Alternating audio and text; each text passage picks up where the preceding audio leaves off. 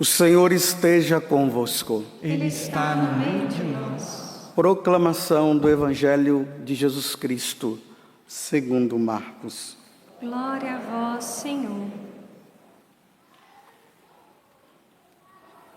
Naquele tempo, os discípulos de João Batista e os fariseus estavam jejuando. Então, vieram dizer a Jesus: por que os discípulos de João e os discípulos dos fariseus jejuam e os teus discípulos não jejuam? Jesus respondeu: os convidados de um casamento poderiam, por acaso, fazer jejum enquanto o noivo está com eles? Enquanto o noivo está com eles, os convidados não podem jejuar. Mas vai chegar o tempo em que o noivo será tirado do meio deles. Aí então eles vão jejuar.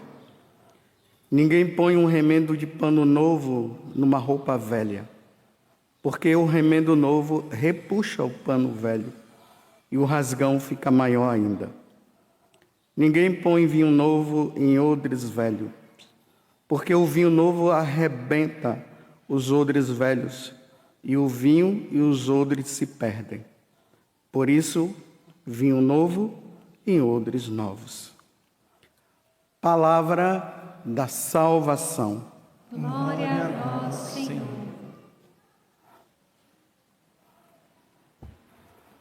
Estamos participando, então, dessa família, ou desta missa, que é a missa pelas famílias.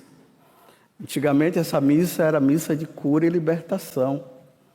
Por muitos anos eu celebrei essa missa que era às 15 horas antigamente, mas agora ela é a missa pelas famílias.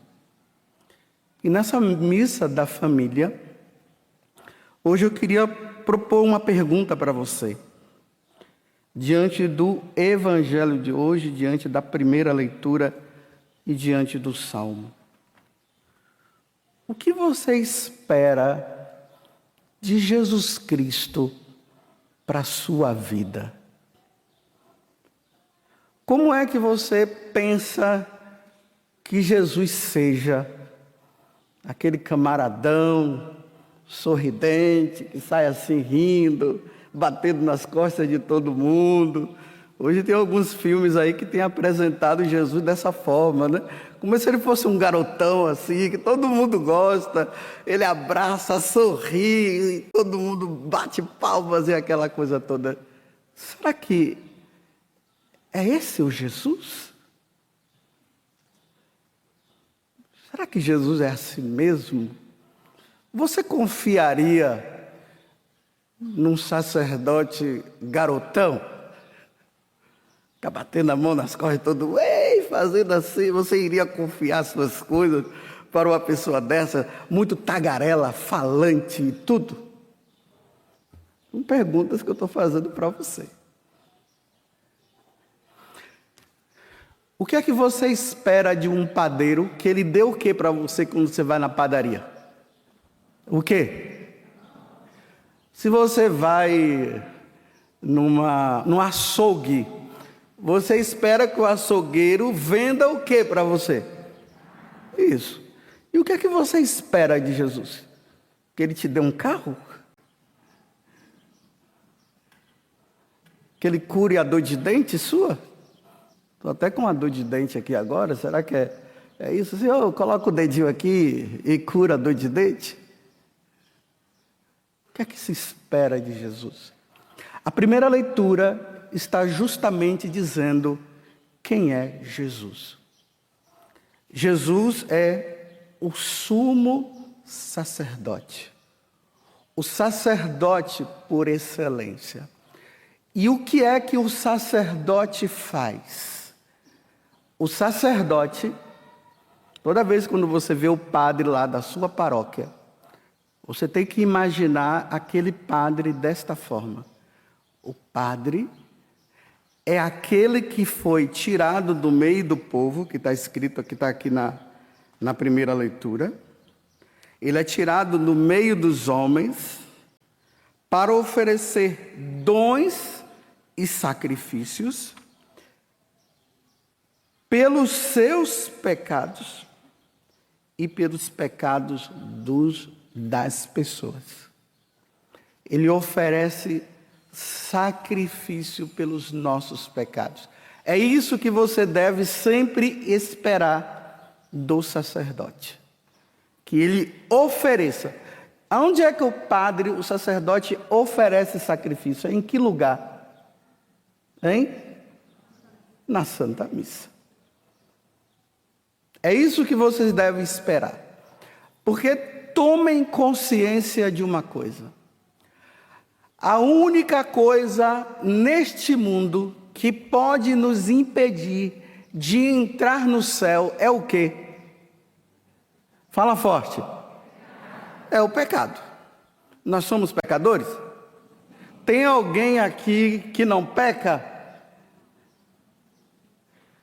É interessante, às vezes lá no confessionário, nós padres nos deparamos com algumas pessoas que elas vão se confessar e nós perguntamos, porque o padre tem sempre que fazer essa pergunta: quanto tempo faz que você não se confessa?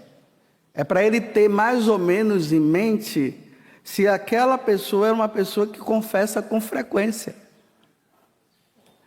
Aí tem gente que diz assim: eu já tenho 40 anos que não me confesso. Aí o sacerdote diz, nós sacerdotes, fale o seu pecado. Aí a pessoa diz: eu não tenho. E depois que a pessoa diz que eu não tenho, pode fazer interrogações de tudo. Ele vai dizer que não. Aí nós perguntamos: mas por que então você veio confessar? É porque nós somos pecadores. E nós precisamos confessar. Então, uma vez que você é pecador, então fale o seu pecado. Eu não tenho.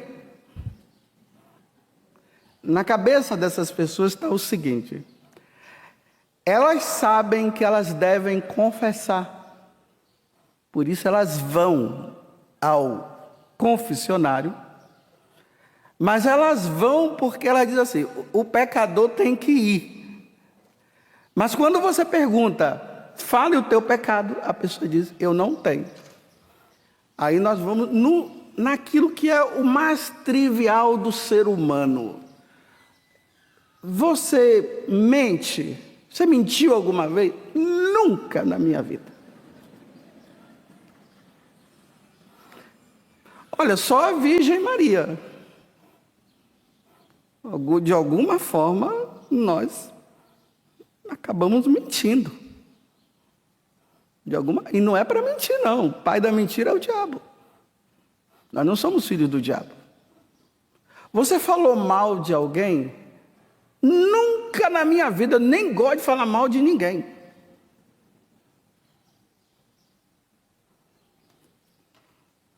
Chega um momento que a gente fica assim: mas... então você não tem pecado. Não, eu sou pecador. Mas me diga o pecado. Não tem. Estou falando isso porque são pessoas que não têm consciência dos pecados. Se você não tem consciência dos seus pecados, você pega a lista dos 10 mandamentos e dá uma olhada lá. Coloca no Google, exame de consciência para confissão. E ali vai aparecer. E a pessoa vai lendo. Aí a pessoa: nossa, nem lembrava disso aqui. Aí ela anota. Esse daqui também. Anota o outro.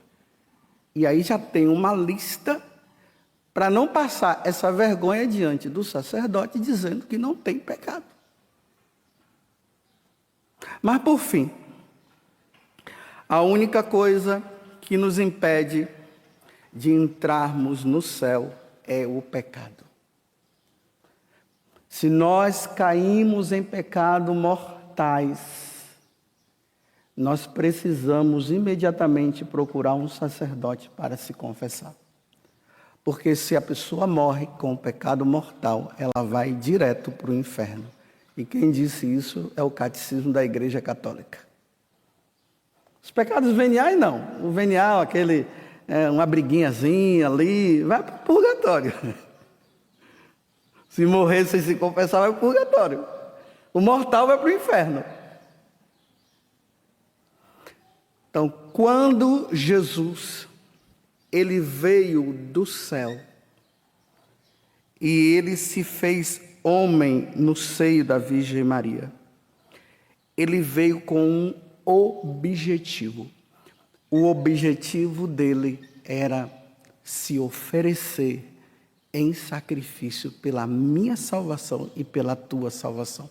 Porque nós, por nós mesmos, nós jamais iríamos conseguir aplacar a ira de Deus sobre nós diante dos pecados que nós cometemos. Então Jesus, ele veio para isso. Ele veio me redimir. Por isso que em toda a igreja católica tem aquele crucificado lá, tá vendo? Porque na missa acontece o sacrifício de Jesus, que acontece no altar. É ali no altar que acontece. Então, naquela sexta-feira santa, há mais de 2000 anos atrás, quando Jesus estava com os braços abertos, crucificado, e ele disse assim: Pai, ele disse: Pai, perdoa-lhes, porque não sabem o que fazem. Naquele momento, Jesus se ofereceu em sacrifício. Ele substituiu. Éramos nós que deveríamos morrer naquela cruz, porque para nós não tinha como nos salvar. Então ele fez o seguinte: Padre José Augusto, como é que é o seu nome? E Valdânia? Valdeni, os outros também. Saia daí e eu vou morrer no seu lugar. Foi isso que aconteceu naquela sexta-feira santa. Aí ele disse: Pai, perdoa os pecados do Padre José Augusto. Perdoa o pecado de André, de Andréia, de João. Perdoa os pecados de todas as pessoas, desde Adão até o último que estiver neste mundo. Quando o Senhor, quando eu voltar na glória, perdoa os pecados de todos. E aí ele perdoou. Aí ele disse: em tuas mãos eu entrego o meu espírito.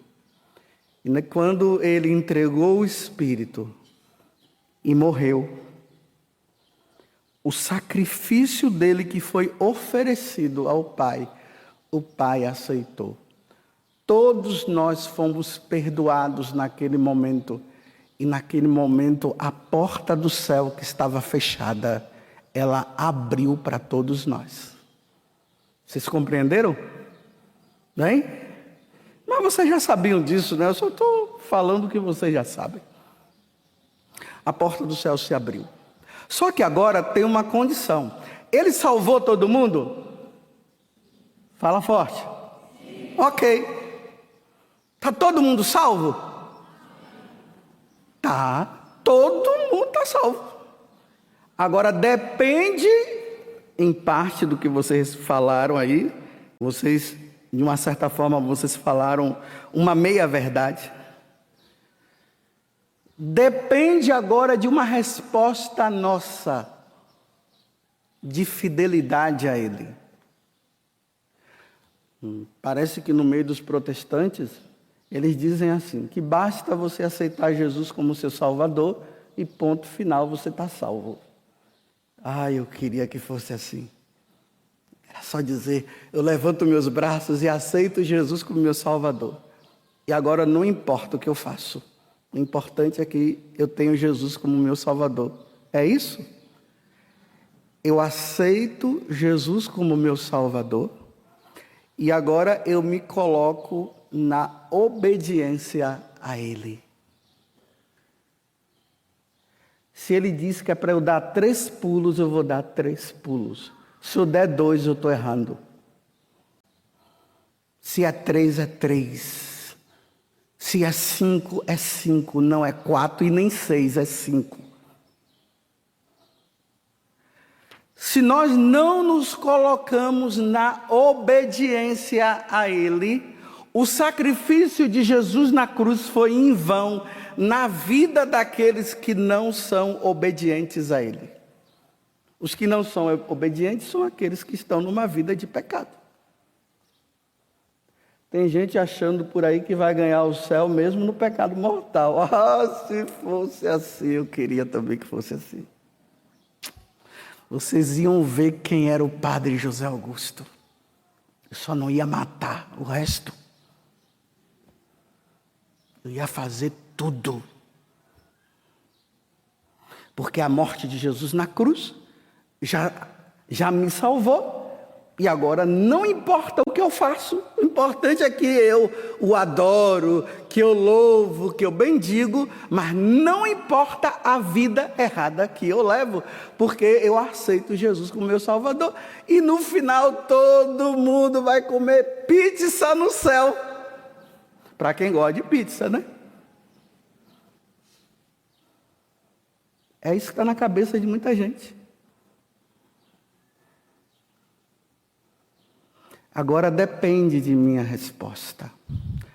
E eu tenho sempre que dar a resposta a Deus, dizendo não ao pecado. Não. Porque o pecado está batendo na porta do meu coração todos os dias. O demônio está todos os dias me insinuando para eu pecar. E eu tenho que saber distinguir a voz do diabo com a voz de Deus. Eu até coloquei aqui a voz do diabo, lado esquerdo. Voz de Deus, lado direito. Distinguir.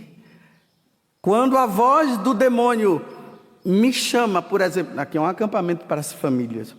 Então vamos dizer assim, quando a voz do demônio está dizendo para aquela mulher que é casada na igreja, e está dizendo assim, larga o teu marido e fica com aquele outro. Aqui é a voz do diabo. A voz de Deus é, seja fiel a Ele. Cumpra o que você prometeu no altar junto com Ele.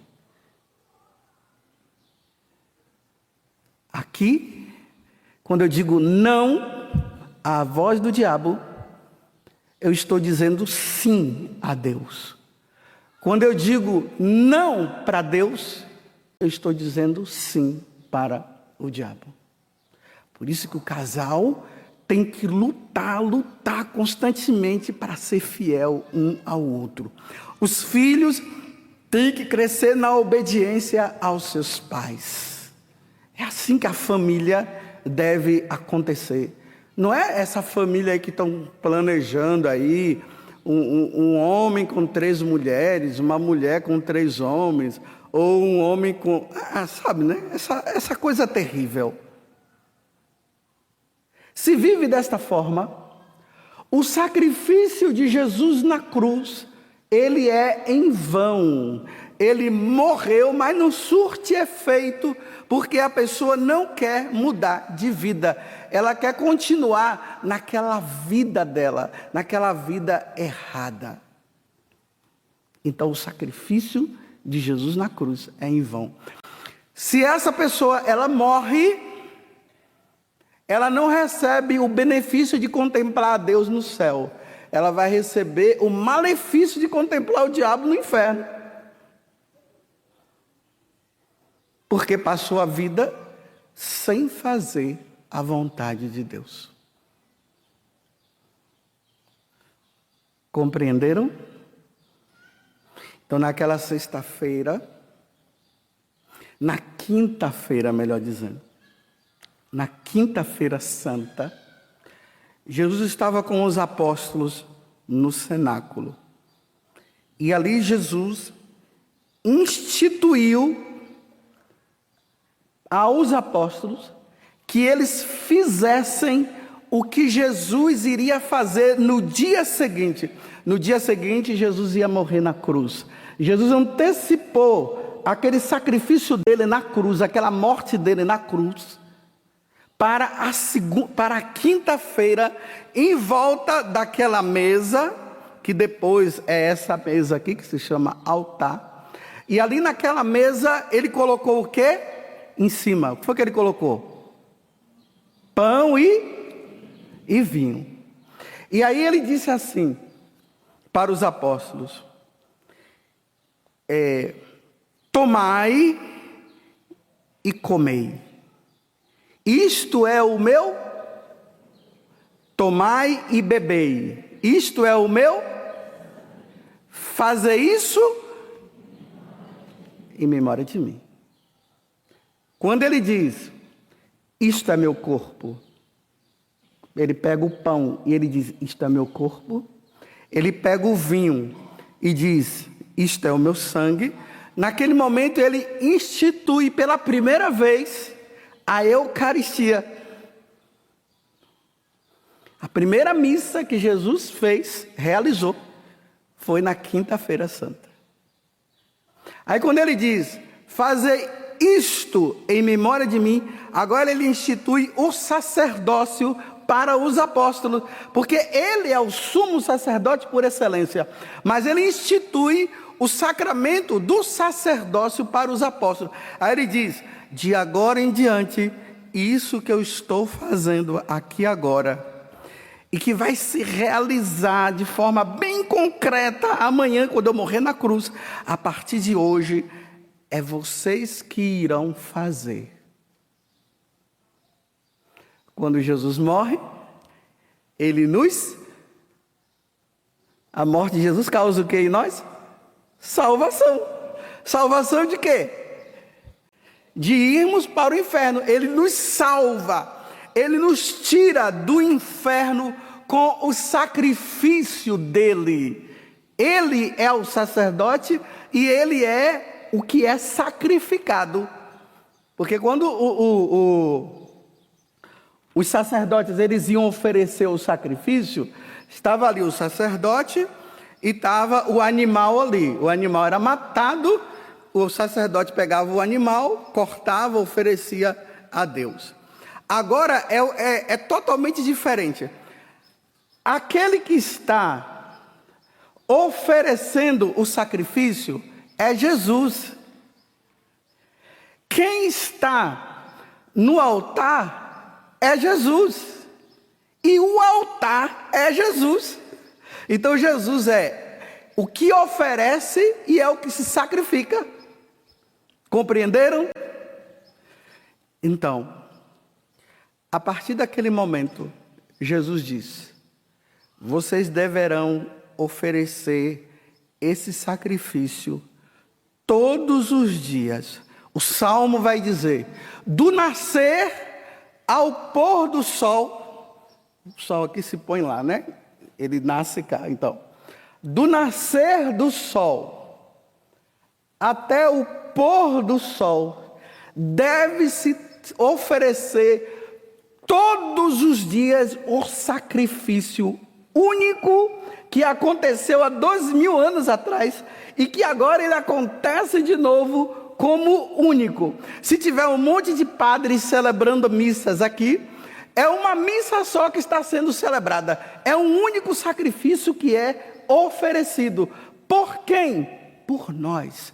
Cada missa que se celebra, Jesus está derramando o sangue mais uma vez, embora de forma incruenta, mas ele está derramando o sangue para que eu não entre no inferno e nem você.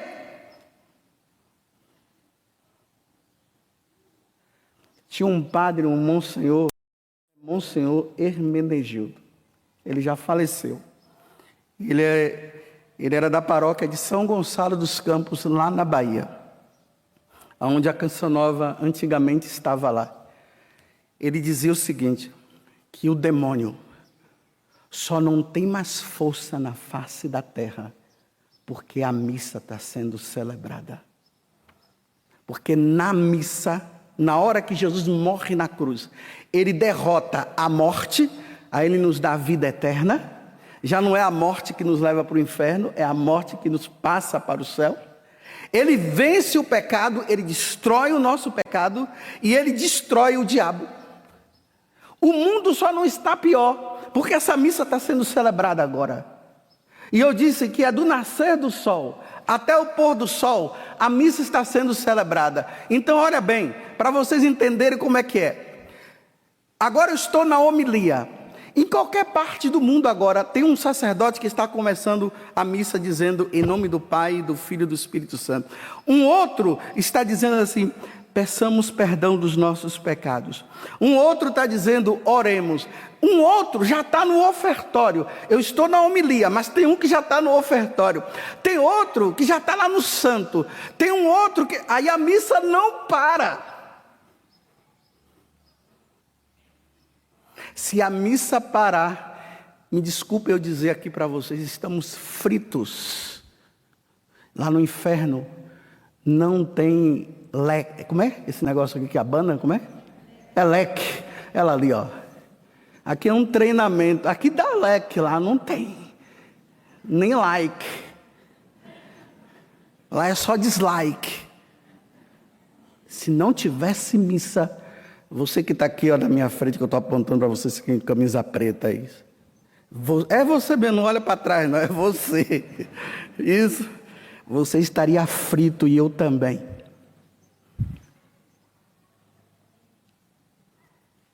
Mas não era frito agora não, é depois da morte. Porque lá existe um fogo que não se apaga. Consome e não se apaga. Volto a fazer a pergunta agora que eu fiz no início da missa. O que é que vocês esperam de um sacerdote? Que celebre missa! O que nós esperamos dos padres que foram tirados do meio do povo para oferecer sacrifício por si e pelo do povo. O que nós esperamos é que o padre celebre missa. Sem missa já era. Sem sacrifício de Jesus não, já era. E se a missa é o sacrifício de nosso Senhor Jesus Cristo, então, padre, celebre missa, padre. E as pessoas ficam atrás do padre para tirar foto. Ai, me tira uma foto. Eu gosto tanto. Olha, eu te sigo, hein? Ainda tem aqueles que falam assim, olha, eu te sigo, hein? Para dizer assim, então tira uma foto minha, porque se não tirar, para de te seguir. Você tem que seguir Jesus Cristo, não é seguir Jesus. E aí, tem uma coisa que vocês esperam de nós. Vocês esperam que nós sacerdotes sejamos o quê? Santos, né? Exemplo de vida.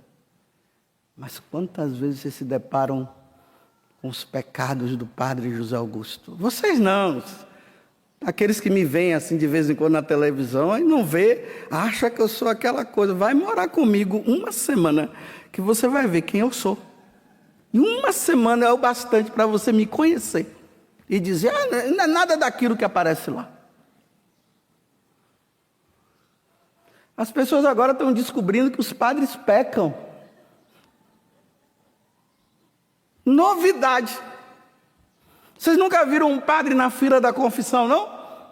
Quem já viu algum padre na fila da confissão, levante o braço aí.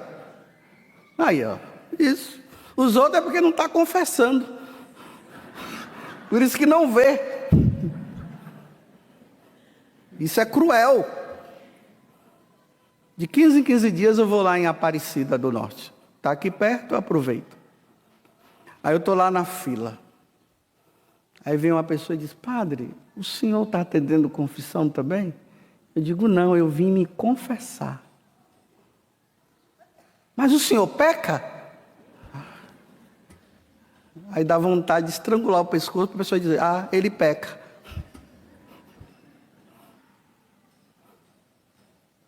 Deus não pediu que os anjos fossem sacerdotes.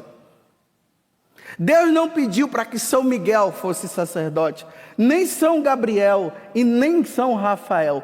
Deus pediu que fossem sacerdote aquele homem que nasceu de uma mulher, que veio de uma família. Eu não nasci na eternidade, eu nasci no tempo, eu nasci neste mundo. Eu sou filho de um homem que se chama Ademaro, um nome meio diferente, e Maria de Lourdes. Meu pai já morreu, minha mãe é viva, tem 88 anos. Eu nasci deles. E em um determinado momento da minha vida, Deus me chamou para ser sacerdote. Não é que eu estava querendo ser, Ele me chamou. Eis-me aqui, estou feliz como padre. Mas eu tenho pecado. E como eu tenho. E que vergonha quando eu tenho que ir em busca de um padre para me confessar. Que vergonha. Ainda mais se aquele padre me conhece da televisão. Eu fico com mais vergonha ainda. Eu queria ir num que não me conhecesse. Teve uma vez no tempo da pandemia, quando tinha aquela máscara, eu fui de máscara, e achando que o padre não ia me conhecer. Mas o bendito conheceu. Ô, Paz Augusto. Que vergonha.